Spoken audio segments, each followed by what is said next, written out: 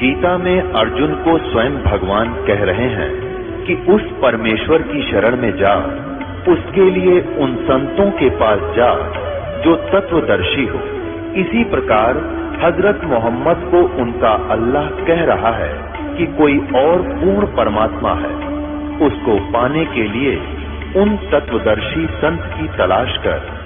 वो प्रभु कौन है, ये जानने के लिए कृपया अवश्य सुनिए जगत गुरु तत्वदर्शी संत रामपाल जी महाराज के अमृत वचन।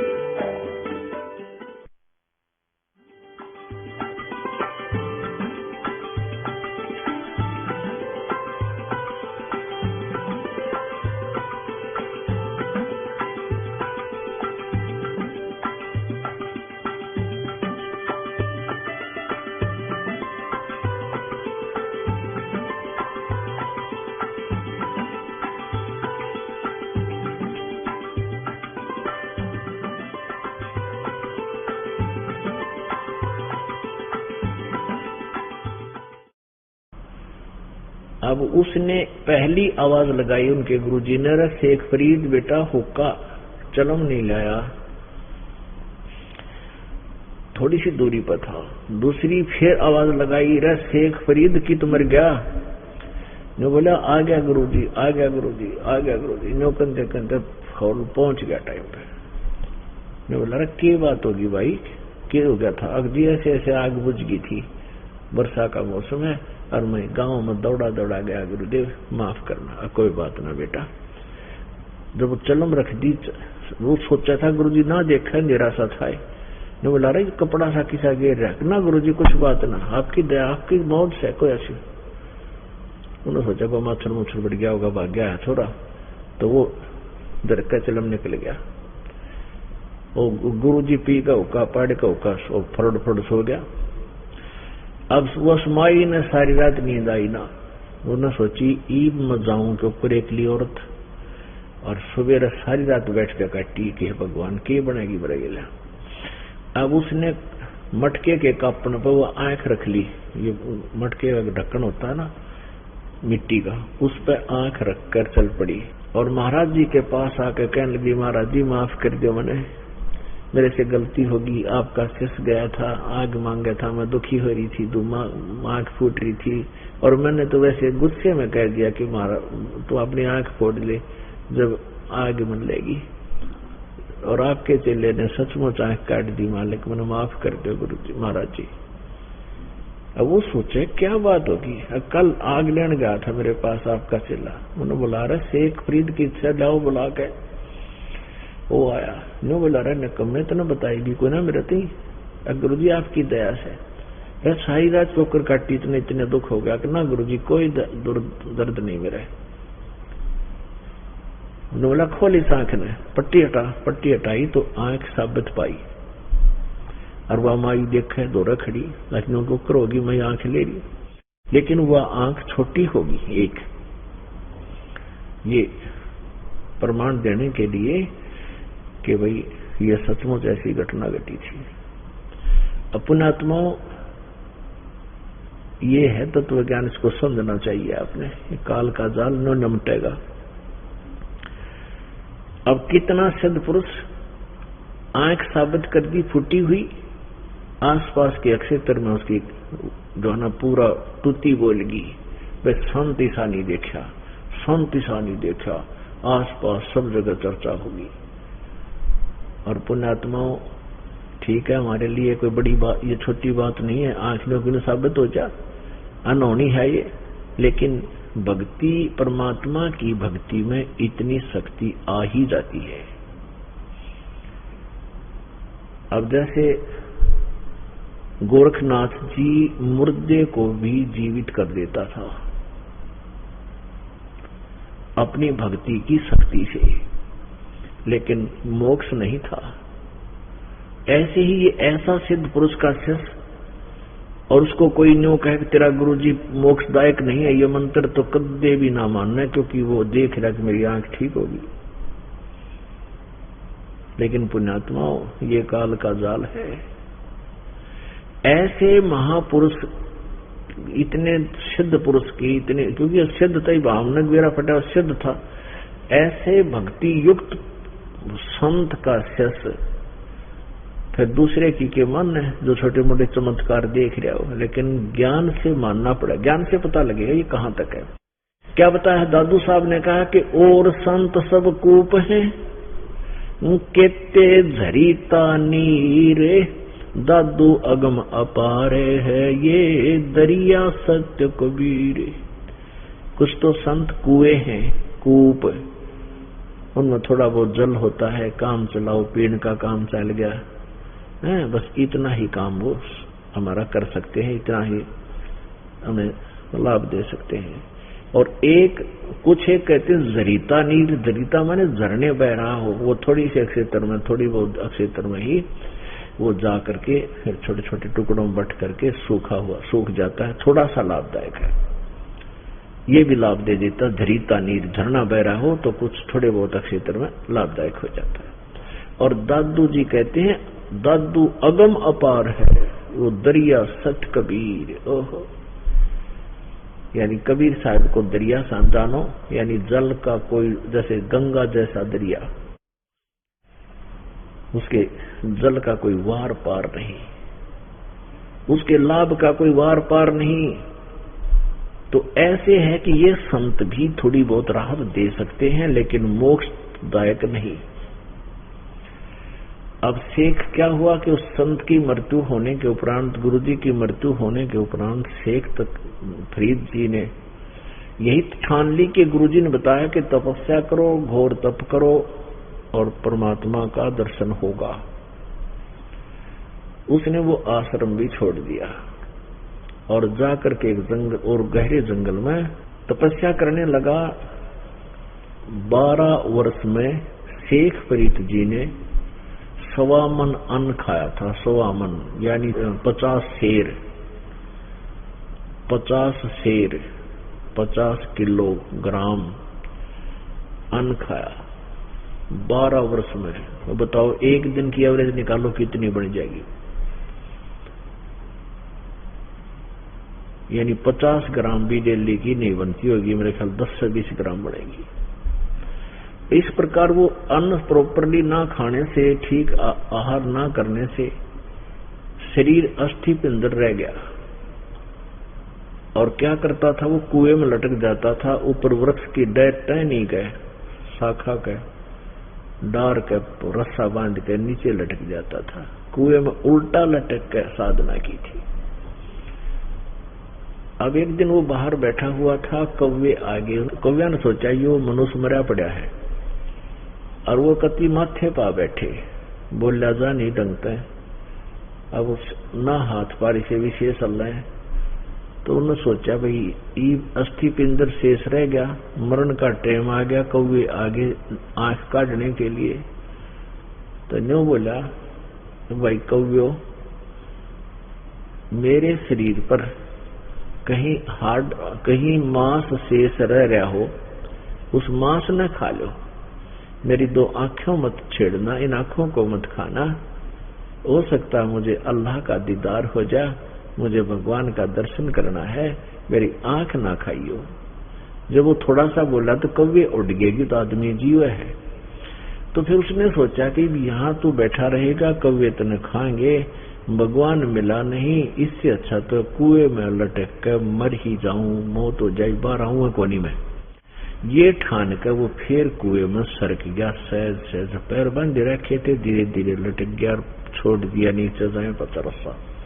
वो कुएं में उल्टा लटक रहा और बुरी तरह रो रहा है कि हे भगवान, परमात्मा के दर्शन हुए नहीं, शरीर जाने वाला है, अब क्या होगा। तो परमात्मा पूर्ण ब्रह्म कबीर देव जी, अल्लाह अकबर, वो अल्लाह कबीर सतलोक से आया। ऋग्वेद मंडल नंबर 9 सूक्त नंबर 86 मंत्र नंबर 26-27 में, ऋग्वेद मंडल नंबर 9 सूक्त नंबर 82 मंत्र 1, 2, 3 में, ये स्पष्ट किया है कि वो परमात्मा अपने सतलोक से चलकर आता है, गति करके आता है और अपनी श्रेष्ठ आत्माओं को, प्रिय आत्माओं को आकर प्राप्त होता है। अब परमात्मा की जो तरफ कर रहे हैं वो प्यारी आत्मा होती है, और जिसमें जैसी श्रद्धा अधिक होगी उतना ही भगवान निकटा जाता है। अब जो साधना हम लोकवेद के आधार से कर रहे थे तो भी प्रभु का उद्देश्य ही रखा हुआ था। तो इस परमात्मा कहते हैं कि इस मार्ग में लगे हुए प्राणी को परमात्मा आकर मिलता है और फिर उनके विघ्नों को टालता है, उनके रास्तों को सुगम करता है, भक्ति मार्ग को ठीक कर देता है। वो अपने श्रेष्ठ आत्माओं को आकर मिलता। तो वो परमात्मा ऐसे ही सतलोक से चला, 1 सेकंड के अंदर पहुंच गया उस कुएं पे जहां शेख फरीद लटक रहा था। अब जब शेख फरीद भी 12 वर्ष तक तपस्या किया कर रहे थे उल्टे कुएं में लटक कर, तो वहां खेतों में पाली आ जाया करते, गवाले या भैंस चराने या भेड़ बकरी चराने वाले, वो शरारती हुआ करते बालक कुछ। वो क्या करते, उस पकड़ कर रस्से ने, जो शेख फरीद कुएं में लटका करता था, पकड़ कर रस्से ने नो अला देते। वो कभी इधर लगता जाकर कुएं का, कभी इधर लगता, वो ऐसे हाथ कर लेता और कहता बच्चा ना दुखी करो, रहने दो बच्चा, तो बाली छोड़कर चले जाते थे। अब उस दिन क्या किया, परमात्मा ने देखा कि ये मरेगा, भक्त उसका पकड़ कर सर ऊपर निकाल लिया, जैसे बाल्टी खींचा पानी की ऊपर ने। अब शेख फरीद ने सोचा यो भाई निकम्मा आदमी आ गया, बहुत शरारती, और तो रस्सा पकड़ कर लाल होगा छोड़ दिया करते, इसने बाहर ही निकाल लिया, यो मारेगा भाई। अल्लाह जाता नटा ले जाता, कति कंडेम हो गया। तो परमात्मा से खींच रहे थे और वो शेख फरीद बोला धीरे धीरे, ए भाई आप मत छेड़ो मुझे, मैं अपना काम कर रहा हूं, तू अपना काम कर। परमात्मा बोले तू क्या कर रहा है, कि मैं तपस्या कर रहा हूं। किस लिए, कि मैंने परमात्मा का दर्शन करना है, अल्लाह का दर्शन करना है। परमात्मा बोले मैं वो अल्लाह हूं जिसकी तू खोज कर रहा है, मैं हूं वो परमात्मा जिसकी तू खोज कर रहा है, जिसके लिए तू भटक रहा है। अब शेख फरीद जी कहने लगे बच्चा भाई ऐसे ना बोल, परमात्मा ऐसा थोड़ा ही होता है, परमात्मा तू परमात्मा नहीं हो सकता, बच्चा ऐसा ना कहे। परमात्मा बोले भाई और भगवान कैसा होता है कि वो तो निराकार है, वो दिखाई थोड़ा ही देता है, वो तो बेचून है। अब कबीर परमेश्वर जी बोले भले मानस, ए भले व्यक्ति, एक तरफ तो तू कह रहा मैं अल्लाह के दीदार के लिए, दर्शन के लिए साधना कर रहा हूं, और फिर न्यू क्या भगवान तो निराकार है। नो तो सोच ले तू कर के रहा और बोल के रहा है। तो पुण्यात्माओं का आग्रह ना गाम का और ज्ञान का तो चमका ऐसा लग गया करे। बादुआ में ज्यादा गर्मी हो तो उसमें कहा ना घाम मार गया इसने, थोड़ी सी तेज गर्मी हो, हवा ना लगती हो, अच्छी प्यास लग जा तो वो घाम मार जाता, नहीं गर्मी सेध जाती है, उसको कहा ना घाम का। और ऐसे ज्ञान का कहते चमका ऐसा हुआ करे, 1 सेकंड में समझ में आ गया उसका। परमात्मा बोले भले आदमी, तो न्यू तो सोच कह रहा हर कर क्या रहा है। एक तरफ तो कह रहा भगवान निराकार है, निराकार के दर्शन के करेगा, क्यों डरे हो रहा फिर रत तेरा बजो भैयो हो। फिर परमात्मा ने कहा भाई ये साधना जो तू कर रहा है तो भगवान ना मिल रहा है, कति डले ढो रहा है। तो न्यू के न्यू उसने पैर पकड़ लिए, उल्टे लटके न कर तेरा गजब, मेरी तो सारी ये बुद्धि ठीक होगी एक के वचन में। तो उसने न्यू सोचा शेख फरीद ने कि ये अल्लाह तो नहीं है लेकिन बाखबर जरूर है, क्योंकि कुरान शरीफ सूरत फुरकानी 25 की आयत नंबर 52 से 59 में यही प्रमाण दिया है कि कुरान शरीफ का ज्ञान देने वाला अल्लाह तो पैगंबर मोहम्मद जी से कह रहा है कि ए मोहम्मद, हे पैगंबर, तुम्हें जो तुझे ज्ञान दे रहा हूं कुरान शरीफ का, इस पर विश्वास रख। ये कबीर नामक जो परमात्मा है इसको काफिर लोग परमात्मा नहीं मानते, और तू इनकी बात मताना, संघर्ष करना इनके लिए, लड़ना नहीं संघर्ष करना है, तू इनकी बात मत मानना। और ये काफिर तो अपने परमात्मा से पीठ दिए हुए हैं। और ये कबीर नामक अल्लाह वही है जिसने 6 दिन में सृष्टि रची, 7वें दिन तख्त पर जा बैठा। उसकी खबर किसी बाखबर से पूछ देखे। बाखबर माने तत्वदर्शी संतों से। तो पुण्यात्मा इससे सिद्ध है कि कुरान शरीफ का ज्ञान कंप्लीट नहीं है, लेकिन रॉन्ग नहीं कह सकते, क्योंकि कुरान शरीफ का ज्ञान दाता अल्लाह खुद कह रहा है कि उस कबीर नामक परमात्मा जिसने 6 दिन में सृष्टि रची, 7वें दिन तख्त पर विराजमान हो गया, उसकी खबर, उसकी जानकारी किसी तत्वदर्शी संतों से पूछो।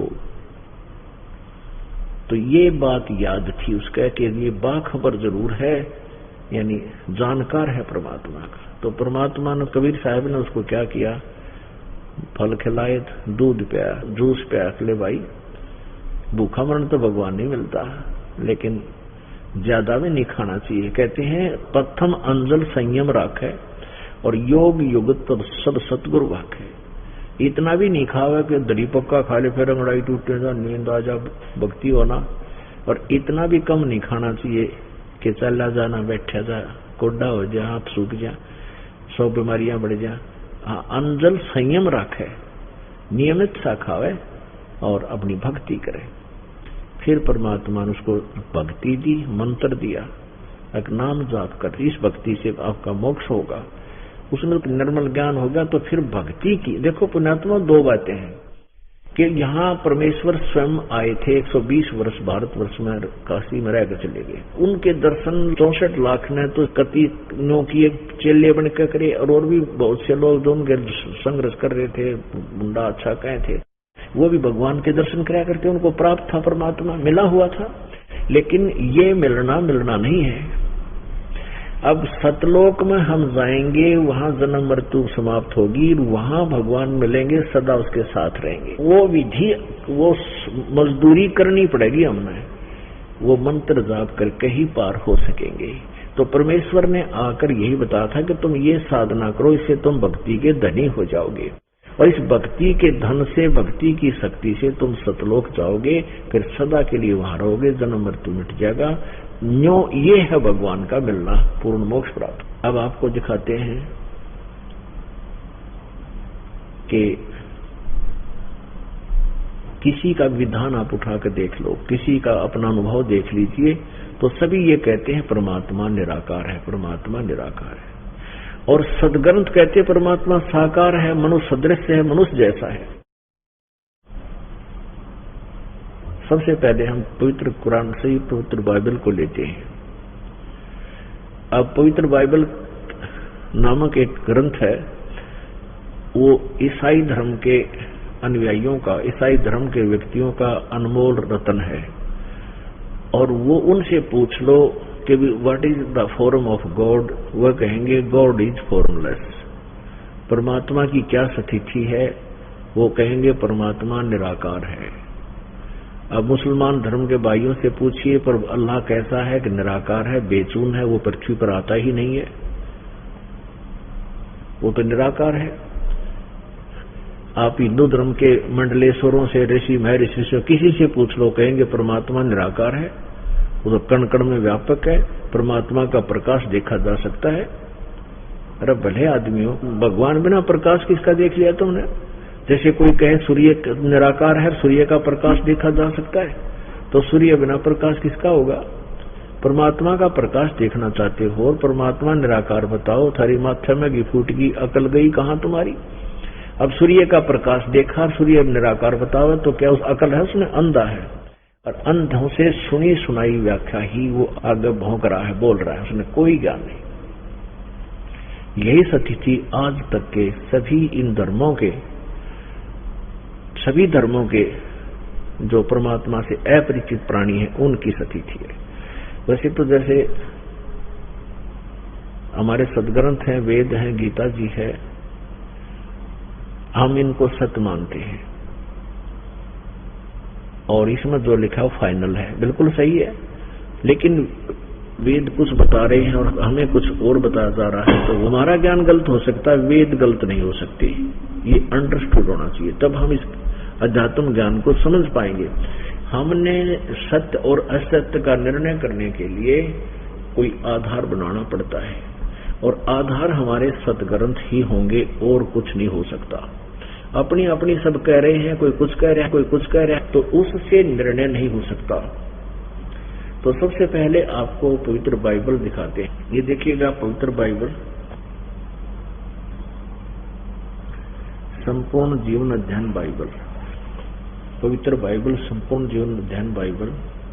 प्रबंधक संपादक हैं डेविड स्टुअर्ट, अंग्रेजी प्रधान संपादक Donald C Stamms MA MDV, संयुक्त संपादक जे वेस्ले आदम्स PhD, संपादकीय समिति ये नीचे की है Stanley M Horton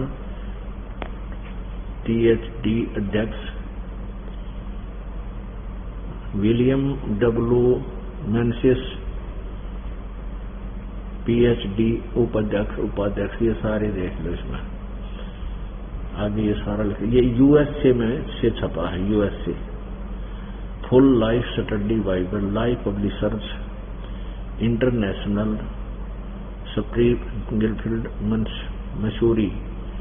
Mussoorie and USA छपा है।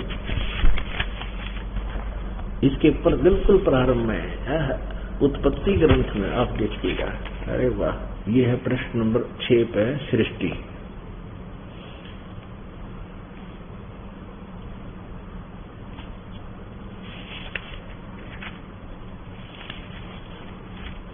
ये फिर देखें प्रश्न नंबर 4 पे, 4 से शुरू करेंगे।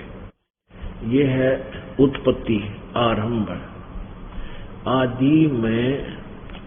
आदि में परमेश्वर ने आकाश और पृथ्वी की सृष्टि की। पृथ्वी बेडौल और सुनसान पड़ी थी और गहरे जल के ऊपर अंधियारा था तथा परमेश्वर का आत्मा जल के ऊपर मंडराता था।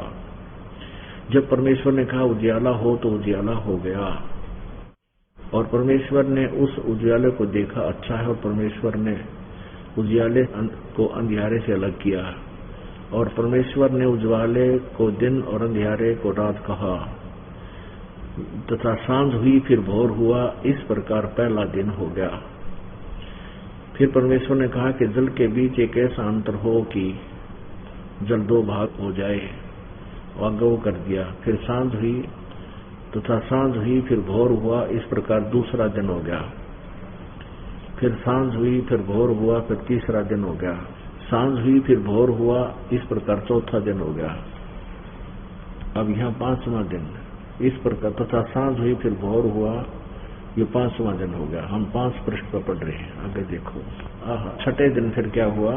फिर परमेश्वर ने कहा कि हम मनुष्य को अपने स्वरूप के अनुसार अपनी समानता में बनाएं, और वे समुद्र की मछलियों और आकाश के पक्षियों और घरेलू पशुओं और सारी पृथ्वी पर और सब रेंगने वाले जंतुओं पर जो पृथ्वी रंगते हैं अधिकार रखे, यानी उनका कंट्रोलर हो। आगे देखना है। तब परमेश्वर ने मनुष्य को अपने स्वरूप के अनुसार उत्पन्न किया। तो परमात्मा कैसा हुआ भाई? मनुष्य जैसा हुआ। अंडरस्टूड। अपने ही स्वरूप के अनुसार परमेश्वर ने उसको उत्पन्न किया, नर और नारी करके उसने मनुष्य की सृष्टि की। ये बंदी छोड़ अपने आत्मा। हमारे शास्त्र तो क्या बता रहे हैं और हम उनको क्या रटला रहे हैं दंत कथा लोक वेद से। परमात्मा फॉर्मलेस है, उसका वो निराकार है। अब परमेश्वर ने कहा मनुष्य को मैं अपने जैसा बनाऊंगा, और बना दिया, नर नारी करके बना दिया। तो भगवान भी तो मनुष्य जैसा हुआ। आगे देखो, जिस परमात्मा ने सृष्टि रची है वो वास्तव में परमेश्वर है। वो पुरुषोत्तम है, श्रेष्ठ प्रभु है। उसका आदेश ही मान्य है। वो जो कहता वो फाइनल है। उसने जो आदेश दिया वो सही है। उस परमेश्वर ने जिसने 6 दिन में सृष्टि रची, 7वां दिन विश्राम किया, उसने के आदेश दिया मनुष्यों और पशु पक्षियों को कि मांस नहीं खाना। देखो ये प्रश्न नंबर 5 पे उत्पत्ति ग्रंथ बाइबल का ये है।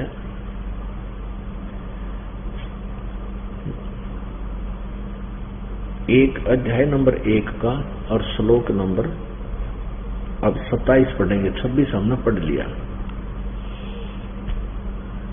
28 पढ़ लेंगे। 27 हमने पढ़ लिया कि परमेश्वर ने मनुष्य को अपने स्वरूप के अनुसार उत्पन्न किया।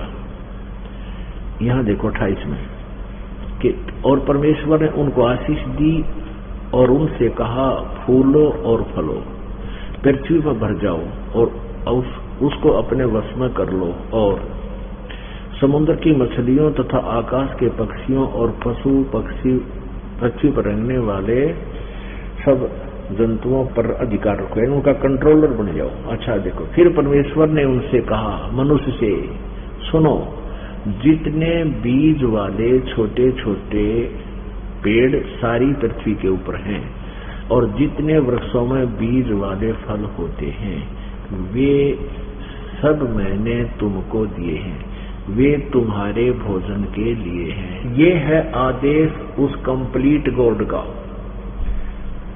उस फुल फ्लेज भगवान का, पूर्ण परमात्मा का, परमेश्वर का, कि मांस नहीं खाना किसी पशु पक्षी ने, किसी भी मनुष्य ने नहीं मांस खाना। केवल आदेश है कि फल फ्रूट खाओ, पौधे खाओ, घास फूस के, जैसे गेहूं, चने, बाजरे, ज्वार, ये छोटे छोटे पौधे और बीज वाले फल ये खाओ। मांस खाने का आदेश नहीं है परमात्मा का। ये आगे चल के इस बाइबल में मांस खाने का भी आदेश लिखा, क्योंकि परमात्मा तो 6 दिन में सृष्टि रचकर 7वां दिन जा बैठा, विश्राम गया अपने सतलोक में। उसके बाद यह बाग डोर काल ने संभाल लिया और इस काल ने किसी में प्रवेश करके, भूत प्रवेश करा के आगे मांस खाने के आदि करवा दिया और इनके कर्म बिगड़वा दिए। वो आदेश हमने नहीं मानना। चाहे बाइबल में कहीं लिखा है ऐसे मांस खाओ, लिखा है इसमें ऐसे खुरों वालों के मांस ना खाओ, ऐसा खुरों वालों के मांस खाओ, तो ये परमात्मा का आदेश नहीं है, ये किसी फरिश्ते का आदेश है, वो हम नहीं मानेंगे। क्योंकि जैसे एक व्यक्ति का मित्र था, दरोगा जी, थानेदार SHO, और उस व्यक्ति का पड़ोसी एक साथी, साथ वाले मकान वाला, उसके साथ बहुत विरोध रखता था। तो उसने अपने मित्र SHO से कहा, जो उसी क्षेत्र का प्रभारी था, कि मित्र ऐसे ऐसे एक व्यक्ति मुझे बहुत परेशान करता है, वो किसी तरह बाज नहीं आ रहा है, क्या इलाज हो उसका? तो SHO ने कहा कि मार उसका लठ, माफ देख लूंगा। उसने SHO का आदेश मान के और अपने मित्र का लठ मारा, वो मर गया, मृत्यु होगी। मृत्यु होगी तो उसको वही SHO पकड़ के लाया जो उसका मित्र था और अंदर कर दिया, और कोर्ट ने उसको सजा दे दी, सजाए मौत सुना दी, यानी मृत्यु को प्राप्त हुआ। अब कहने का भाव यह है कि ये राजा का विधान है, राजा का आदेश है कि कोई किसी की मर्डर करेगा उसको सजाए मौत होगी। और उसने अपने मित्र अधिकारी की आज्ञा का पालन करके अपने पड़ोसी के साथ झगड़ा ठान लिया और उसकी मृत्यु कर दी, तो उसने राजा का विधान तोड़ दिया, तो दंड का भागी बना। ऐसे ही हमारे परम पिता का आदेश है कि मांस नहीं खाना, और फिर आगे किसी फरिश्ते ने किसी में प्रवेश करके बोल दिया या आदेश दे दिया, यदि हमने उसके आदेश पालन करके मांस खा लिया तो हमने परमात्मा के विधान को तोड़ दिया, हम दंडित होंगे। इति सिद्ध। आगे देखो, यही पवित्र बाइबल चल रहा है। 29 में कहा कि परमेश्वर ने उनसे कहा कि सुनो, मनुष्यों से कहा, जितने बीज वाले छोटे छोटे पेड़ सारी पृथ्वी पर है, यानी गेहूं, चने, बाजरा, ज्वार, ये, और फिर जितने वृक्षों में बीज वाले फल होते हैं वे सब मैंने तुमको दिए हैं, वे तुम्हारे भोजन के लिए हैं। आगे देखो, अब श्लोक नंबर 30 में, उत्पत्ति ग्रंथ अध्याय नंबर 1 का श्लोक नंबर 30। और जितने पृथ्वी के पशु और आकाश के पक्षी और पृथ्वी पर रेंगने वाले जंतु हैं, जिनमें जीवन का प्राण है, उन सब के खाने के लिए मैंने सब हरे हरे पेड़ दिए हैं, और वे वैसा ही हो गया। तब परमेश्वर ने जो कुछ बनाया था उसको देखा तो क्या देखा कि बहुत अच्छा था। सांझ हुई, फिर भोर हुआ, इस प्रकार ये 6वां दिन हो गया। यो आकाश और पृथ्वी और सारी उनकी सारी सेना का बनाना समाप्त हुआ, हो गया, और परमेश्वर ने अपना काम जिसे वह करता था 7वें दिन समाप्त किया। और अपने सारे काम से 7वें दिन विश्राम दिया। परमेश्वर ने 7वें दिन को आशीष दी, पवित्र ठहरा। अच्छा, इसमें ये एक बात और खास है कि परमात्मा ने पशु पक्षियों के लिए भी मांस खाने का आदेश नहीं दिया है। उनको भी हरे हरे छोटे पेड़ दिए हैं, वैसा ही होगा, ये सब उनके खाने के लिए। अपने आत्मा समझदार को संकेत बहुत होश है। इसे सिद्ध है कि पवित्र बाइबल के पढ़ने वालों को बाइबल का ज्ञान नहीं। बाकी तो कितने इसने घोटे जाओ, घोटे रहो, सुनाते रहो, बांटे जाओ, उसका क्या लाभ होगा। अब क्या सिद्ध होया कि परमेश्वर ने 6 दिन में सृष्टि रची, मनुष्य को अपने जैसा बनाए। पवित्र बाइबल में तो बहुत कुछ आगे और प्रमाण है। काल के तीनों पुत्रों का भी इसका अंदर प्रमाण है, ब्रह्मा विष्णु महेश। ये कंट्रोल है इन तीनों का, है सभी के ऊपर। इसमें आगे क्या लिखा है कि परमात्मा ने मनुष्य को मिट्टी से बनाया, फिर उसकी पसली काट के एक स्त्री बना दी। मनुष्य का नाम आदम रख दिया और पत्नी का नाम, उस स्त्री का नाम हव्वा रख दिया।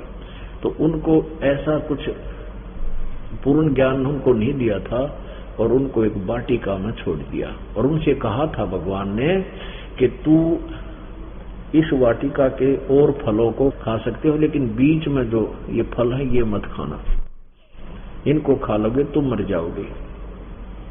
एक दिन सर्प वहां आया, उस सर्प ने उसकी पत्नी हव्वा से कहा कि आप इस बीच वाले पेड़ के फल क्यों नहीं खा रहे। तो हव्वा ने कहा कि परमात्मा ने हमें मना किया है। तो सर्प ने कहा कि किस लिए मना किया है कि हम इसको खा लेंगे तो हम मर जाएंगे। सर्प ने कहा कि अल्लाह झूठ बोलता है, वो नहीं चाहता कि तुम इस बीच वाले पेड़ों के फल खा लो और तुम्हारा दिमाग ठिकाना आ जाए, तुम्हें भले बुरे का ज्ञान हो जाए। परमात्मा नहीं चाहता कि तुम भगवान जैसे बन जाओ या बुद्धिमान हो जाओ। तो हव्वा ने अपने पति आदम से कहा कि ऐसे ऐसे सर्प कह रहा है, तो उन्होंने एक एक फल खा लिया तोड़ के। वो मरे नहीं, बल्कि उनको ये पता लग गया, इतना उसमें होश में आ गए कि तुम नंगे फिर रही हो। दोनों गाड़े थे, नंगे थे। तो उन्होंने अंजीर के पत्ते तोड़ के अपने गुप्तांगों पर लपेट लिए। शाम के समय कहते हैं फिर अल्लाह आया, भगवान आया गॉड, और उसने देखा, आवाज लगाई कि तुम कहाँ हो आदम। आदम कहने लगा मैं यहाँ छुपा हुआ हूँ, तेरी आवाज सुन के हम डर गए हैं, हम छुपे हुए हैं। हम दोनों नंगे थे, हमने अपने कपड़े ऐसे ऐसे अंजीर के पत्तों से ढका हुआ है।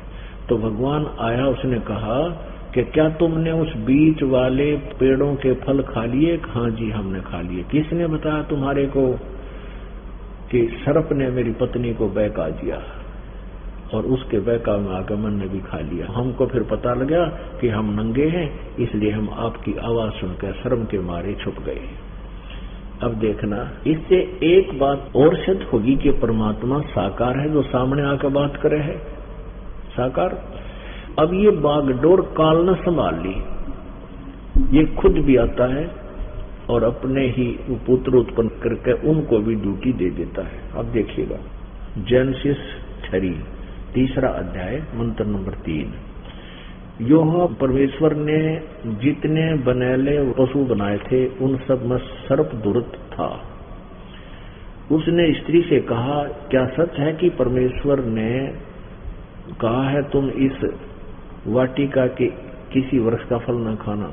स्त्री ने सर्प से कहा कि इस वाटिका के वृक्षों के फल हम खा सकते हैं। ये अध्याय नंबर 3 का, ये तो एक है, ये 2, ये तीसरा। पर जो वृक्ष वाटिका के बीच में है, उसके फल के विषय में परमेश्वर ने कहा कि न तो तुम इसको खाना और न इसको छूना, नहीं तो तुम मर जाओगे। तब सर्प ने स्त्री से कहा कि तुम निश्चय न मरोगे, मरोगे नहीं तुम, वरन परमेश्वर आप जानता है कि जिस दिन तुम उसका फल खाओगे उसी दिन से तुम्हारी आंखें खुल जाएंगी और तुम भले बुरे का ज्ञान पाकर परमेश्वर के तुल्य हो जाओगे। अतः जब स्त्री ने देखा कि उस वृक्ष का फल बहुत अच्छा है, खाने के लिए अच्छा है, देखने में मन भावु है और बुद्धि देने के लिए चाहने योग्य भी है, तब उसने उसे तोड़कर खाया और अपने पति को भी दिया और उसने भी खाया। तब उन दोनों की आंखें खुल गई और उनको मालूम हुआ कि वे नंगे हैं, इसलिए उन्होंने अंजीर के पत्ते जोड़कर लंगोट बना लिए। तब योहा परमेश्वर, जो कि ठंडे के समय वाटिका में फिरता था, सैर सपट्टे करन आता था शाम के समय, का शब्द सुनाई दिया। तब आदम और उसकी पत्नी वाटिका के वृक्षों के बीच योहा परमेश्वर से छिप गई। तब योहा परमेश्वर ने पुकार कर आदम से पूछा कि तुम कहाँ है, तू कहाँ है। इसे से देखिए भगवान अंतर्यामी भी सर्वशक्तिमान भी नहीं ना, मेरा वकड़ा छुप रहे हैं। उसने कहा, मैं तेरा शब्द बारी में सुनकर डर गया, क्योंकि मैं नंगा था इसलिए छिप गया। उसने कहा, किसने तुम्हें बताया कि तू नंगा है? जिस वृक्ष का फल खाने को मैंने तुझे मना किया था, क्या तूने उसका फल खा लिया? खा लिया है। आदम ने कहा कि जिस स्त्री को तूने मेरे संग रहने को दिया है, उसी ने उस वृक्ष का फल मुझे दिया और मैंने खाया। तब योहा परमेश्वर ने स्त्री से कहा कि तूने यह क्या किया है? स्त्री ने कहा कि सर्प ने मुझे बहका दिया, तब मैंने खाया। अब देखो, हो गए क्लियर। अब यहाँ से ड्रामा काल का शुरू हो गया। अब देख कितना धोखे रखता है ये। पहले तो उनको इतना बॉडी बूझ बना दिया, इतनी उसमें अकल दे दी कि ऐसी कोई सोंगा दी जड़ी बूटी के, उसमें उनको ये नहीं मालूम तुम नंगे हो। और जब उस फल खाने से उनकी वह भांग उतरेगी, इब्नों का तुमने खा क्यों लिया। देखिए आगे कमाल क्या होता है। अब देखिएगा ये पवित्र बाइबल पृष्ठ नंबर 10 पे अध्याय नंबर 3 का और मंत्र नंबर, अध्याय नंबर 3 का मंत्र नंबर 20-21 हम 21 पढ़ेंगे। और योहा परमेश्वर ने आदम और उसकी पत्नी को चमड़े के अंगरखे बनाकर उनको पहनने के लिए दिए। परमात्मा उनके साथ बिल्कुल रहता था। इससे सिद्ध है कि युगकाल भगवान का एक पुत्र उनके अंग संग रहता था, उनके कपड़े बनवा के लिया चमड़े के। अब देखो पुण्यात्माओं, ये वही सदग्रंथ है जिसको पूरा ईसाई धर्म सत्य मानता है। और इसमें स्पष्ट कर रखा है कि परमात्मा साकार, आगे देखो दिखाता हूं, परमात्मा एक से अनेक है इसी बाइबल में। ये देखना है प्रश्न नंबर 10 और अध्याय नंबर 4 का श्लोक नंबर 21। योहा परमेश्वर ने आदम और उसकी पत्नी के लिए चमड़े के अंगरखे बनाकर उनको पहना दिए। अब देखो, फिर योहा परमेश्वर ने कहा, मनुष्य भले बुरे का ज्ञान पाकर हम में से एक के समान हो गया। इससे सिद्ध है कि ये ब्रह्मा विष्णु महेश में से एक बोल रहा है, हम तीनों में से यो एक के समान हो गया। इसलिए अब ऐसा न हो कि वह हाथ बढ़ाकर जीवन के वृक्ष का फल भी तोड़ के खा ले और सदा जीवित रहे। फिर देखो, फिर योहा परमेश्वर ने कहा, मनुष्य भले बुरे का ज्ञान पाकर हम में से एक के समान हो गया। इससे सिद्ध है कि ये फरिश्ते, ये भगवान एक से अनेक है। ये योहा परमेश्वर कह रहे हैं कि एक से अनेक परमात्मा है। आगे इसका और भी बहुत सा प्रमाण है, ये देखिएगा। यही उत्पत्ति ग्रंथ अध्याय नंबर 17 का और श्लोक नंबर 1 में है। जब अब्राम 99 वर्ष का हो गया, तब योहा ने उसको दर्शन देकर कहा, परमेश्वर ने कहा, मैं सर्वशक्तिमान ईश्वर हूँ, मेरी उपस्थिति में चल और सिद्ध होता जा। इसे सिद्ध हो गया कि भगवान साकार है। ये देखना, ये तो आपने पढ़ा प्रश्न नंबर 23 पे, उत्पत्ति का 17वां अध्याय का प्रथम मंत्र पढ़ लिया। अब मैं तेरे साथ वाचा बंधूंगा और तेरे वंश को अत्यंत ही बढ़ाऊंगा। तब अब्राहम मुंह के बल गिरा और परमेश्वर उससे यूं बातें करता गया। प्रश्न नंबर 24 पे, प्रश्न नंबर 24 पे अध्याय नंबर 18 का प्रथम मंत्र। 3 अतिथि। अब्राहम मामरे के बांध वर्षों के बीच कड़ी धूप के समय तंबू के द्वार पर बैठा हुआ था। तब योहा ने उसे दर्शन दिया, भगवानों ने। फिर उसने आंख उठाकर दृष्टि की तो देखा कि वहां 3 पुरुष उसके सामने खड़े थे। जब उसने उन्हें देखा तब उनसे भेंट करने के लिए तंबू के द्वार से दौड़ा और भूमि पर गिरकर दंडवत की और कहने लगा, हे प्रभु, यदि मुझ पर तेरी अनुग्रह दृष्टि है तो मैं विनती करता हूं कि आप दास के पास से चले ना जाना। अब क्या सिद्ध हो गया? एक से अनेक भगवान, और ये तीनों ही काल के पुत्र, रजगुण ब्रह्मा, सतगुण विष्णु, तमगुण शिव जी, ये इन हम सभी को कंट्रोल किए हुए। परमात्मा साकार है, परमेश्वर का आदेश मांस खाने का नहीं है, और ये काल के तीनों देवता ही सबके कंट्रोलर है। ये पवित्र बाइबल ने सिद्ध कर दिया। और किसी ईसाई धर्म के किसी फादर ने पूछ के देख लो, उनको कह का ज्ञान नहीं, वो रट्टा खूब ला रहे हैं, बड़ी स्पीड तो बोलेंगे, और न उनको मोक्ष मार्ग का ज्ञान कि कैसे मोक्ष होगा। अब देखिएगा कुरान शरीफ। अब कुरान शरीफ से भी सिद्ध होगा कि वही परमात्मा है जिसने 6 दिन में सृष्टि रची, 7वें दिन तख्त पर जा बैठा। वो तो साकार है, क्योंकि उसने बाइबल में बताया है कि मनुष्य को मैंने अपने समान बना दिया, वो मनुष्य जैसा साकार है। तो कुरान शरीफ भी साकार परमात्मा का प्रमाण आपको देगा। देखिएगा, ये कुरान शरीफ, इसके विषय में लिखा है कि यह वह इल्हामी किताब है जिसमें कोई संदेह की गुंजाइश नहीं। यानी इसमें जो लिखा है कति फाइनल है, ये गलत नहीं हो सकता। ये कहां से? ये मुतरजम बरहिसी यानी अनुवाद सटीपन शास्त्रीय अरबी पद्धति पर नागरी लिपि में। रूपांतरकार है नंद कुमार अवस्थी, और यह शेरवानी संस्करण है। शेरवानी संस्करण ये कहां से छपा है, कहां से उपलब्ध है?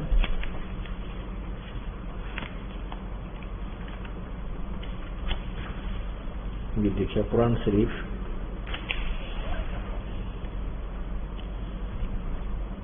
शास्त्रीय अरबी पद्धति पर नागरी लिपि में शेरवानी संस्करण। प्रकाशक है लखनऊ किताब घर, मौसम बाग, सीतापुर रोड, लखनऊ। अब इसके देखिएगा 604 पृष्ठ पे, ये 604 पृष्ठ है, कुरान शरीफ है, सूरत फुरकानी, ये 25 नंबर है, आयत नंबर इसके नीचे देखें। ये सारी पहले संस्कृत, इसमें उर्दू तो लिपि है, भाषा इसकी फारसी है, और फिर इसी प्रकार इन्होंने हिंदी लिपि में इस अरबी भाषा को लिपिबद्ध किया, अनुवाद किया है। इस आयत में क्या लिखा है? फला तुतियल काफिरन व जाहिदुम बिही जिहादन कबीरन। इसको कबीर कहो, कबीरन कहो, कबीरा कहो, एक ही बात है। इसका भी कंसेप्ट भी क्लियर करना पड़ेगा। ये कुरान शरीफ है, एक इसका दूसरा नाम कुरान मजीद रखा है। ये देखिएगा कुरान मजीद,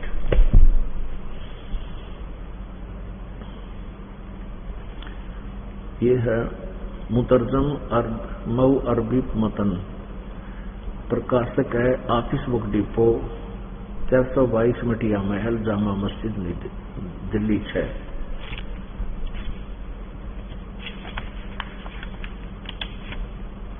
कुरान मजीद हिंदी मुतरजम, मुआ अरबी मतन, तजुर्मा मौलाना फतेह मोहम्मद खान साहेब जालंधरी तसही, मौलाना अब्दुल मजीद सरवर साहिब। प्रकाशक Farid book depot private limited, नई दिल्ली से। इसके देखना प्रश्न नंबर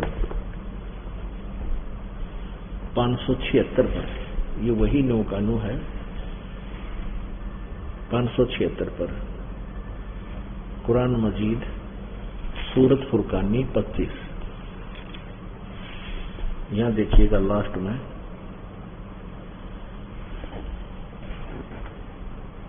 फला तुतियल काफिरन न व जाहिदम जाहिदहुम बीही जिहादन कबीरा। इसको कबीरन कहो चाहे कबीर कहो कबीरा कहो, एक ही बात है। अब इससे हम इतना ही लेंगे। हम फिर कुरान शरीफ पर ही आते हैं।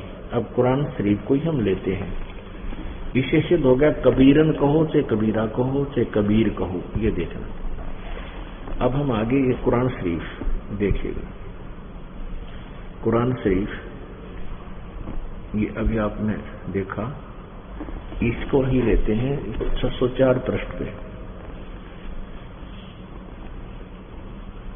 कुरान शरीफ सूरत फुरकानी 25 और यहाँ ये लास्ट 52वीं आयत है, लास्ट में इस पृष्ठ के।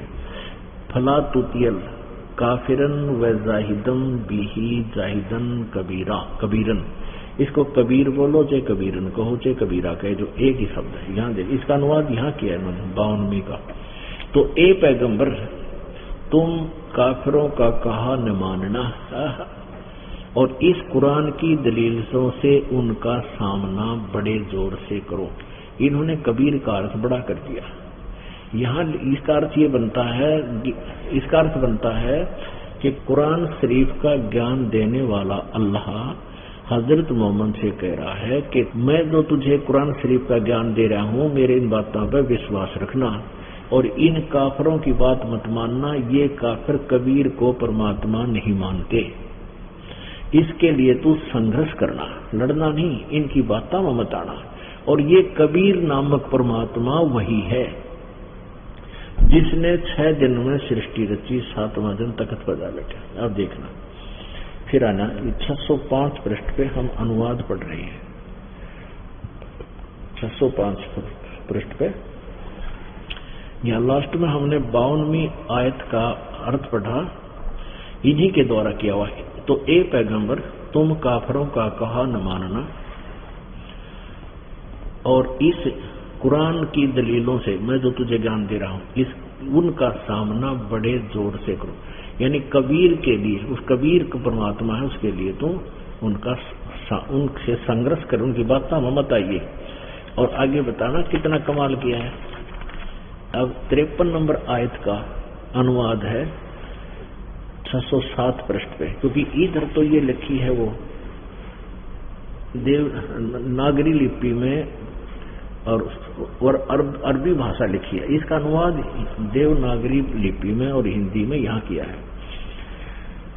और वही है वो कबीर नामक परमात्मा, और वही है जिसने 2 दरियाओं को मिला चलाया, एक का पानी मीठा प्यास बुझाने वाला और एक का खारी कड़वा, दोनों के में एक आड़ और मजबूत रोक बना दी। और वही है जिसने पानी की बूंद से आदमी को पैदा किया, फिर उसको नसब, साहिब नसब यानी किसी का बेटा या बेटी, और ससुराल वाला यानी किसी का दामाद बहू बनाया। और वह तुम्हारा परवरदिगार हर चीज को करने में सब शक्तिमान है, यानी सब कुछ कर सकता है वो। यानी गीता ज्ञानदाता किसी और के बारे में बोल रहा है ना, ये कुरान शरीफ का ज्ञानदाता किसी और परमात्मा के बारे में बोल रहा है। अब 55 आयत में क्या कहा कि और काफिर, यानी वो काफिर लोग तो अल्लाह के सिवाय ऐसों को पूजते हैं जो न उनको नफा पहुंचा सकते हैं और न उनको नफा पहुंचा सकते और न उनको नुकसान पहुंचा सकते, न उनको नफा पहुंचा सकते न उनको नुकसान पहुंचा सकते। और देखो, और काफिर तो अपने परवरदिगार से पीठ दिए हुए हैं, मुंह मोड़े हैं। अब 56 में, आयत नंबर 56 में सूरत फुरकानी 25 की आयत 56 पढ़ रहे हम। ए पैगंबर, हमने तुमको खुशखबरी सुनाने और अजाब से डराने के लिए भेजा है। इन लोगों से कहो कि मैं तुमसे इस अल्लाह के हुक्म से पर कुछ मजदूरी नहीं मांगता, हाँ जो चाहे अपने परवरदिगार तक पहुंचने की राह इख्तियार कर लो। अब 58 में कमाल कर दिया। ए पैगंबर, उस जिंदा पर भरोसा कर रखो।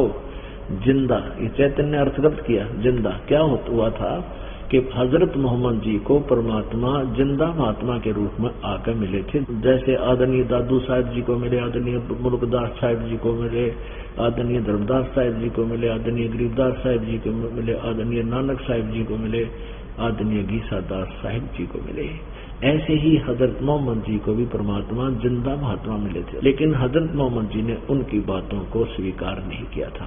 आज जिसको ये अल्लाह मानते वो सेकंड कर रहा, समर्थन कर रहा कि वो जिंदा रूप में तुझे मिला था, वो परमात्मा है, उस पर विश्वास कर। ये देखना 607 पृष्ठ पढ़ रहे हैं, सूरत फुरकानी 25 का, और आयत नंबर हम 58 पढ़ रहे हैं। उस जिंदा पर भरोसा रखो जो कभी मरने वाला नहीं है, वो अविनाशी है वास्तव में। तारीफ के साथ उसकी पाकी बयान करते रहो और अपने बंदों के गुनाहों को वह काफी खबरदार है, काफी नहीं, वो कबीर खबरदार है, खूब जानता है। अब यहां देखो इस 58 आयत में ये खबीरा शब्द लिखा है, ये लिखा है इवादही खबीरा। खबीरा कहो, कबीरा कहो, कबीरन कहो। इवादही माने पूजा के योग्य, कबीरा माने वो कबीर परमात्मा है। ये इवादही यानी पूजा के योग्य है वो परमात्मा। तो ये इसमें इन्होंने इसका अर्थ यहां बड़ा कर दिया कि 58 में, तो ये पैगंबर उस जिंदा पर भरोसा रखो जो कभी मरने वाला नहीं, अर्थात वो अविनाशी है। फिर तारीफ के साथ उसकी कपा की बयान करते रहो और अपने बंदों के गुनाहों से वह कबीर खूब खबरदार है। वो कबीर अपने आपके गुनाहों से परिचित है, वो गुनाहों को भी नाश कर देता है। 59 में कमाल कर दिया, जिसने आसमानों और जमीन और जो कुछ उनके बीच में है सबको 6 दिन में पैदा किया और फिर तख्त पर जा विराजा। वह अल्लाह बड़ा, वह अल्लाह कबीर है। अब 59 में फिर देखो, ये खबीरन लिख दिया, अरमाहनो फसल बीही कबीरन, खबीरन, ये खबीर कहो, कबीर कहो, तो एक कबीर, इसका अर्थ बड़ा कर दिया यहाँ पर। तो यहां लिखना था, ये देखो 59 में, जिसने आसमान और जमीन और जो कुछ उनके बीच में है उस सबको 6 दिन में पैदा किया, फिर तख्त पर जा बैठा, जा विराजा। तो विराजा तो साकार है, यही बाइबल में वर्णन है।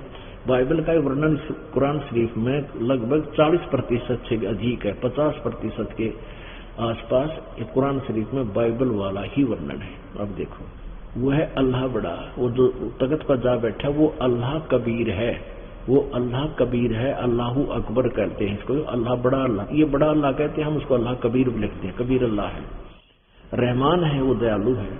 और तो उसकी खबर किसी बाखबर यानी तत्वदर्शी इल्म वाले से पूछ देखो। अब क्या बताते हैं परमात्मा, मोती मुक्ता दर्शत नाही, ये जग है सब अंदरे, देखत के तो नैन चश्म इनको फेरा मोतिया बंदरे।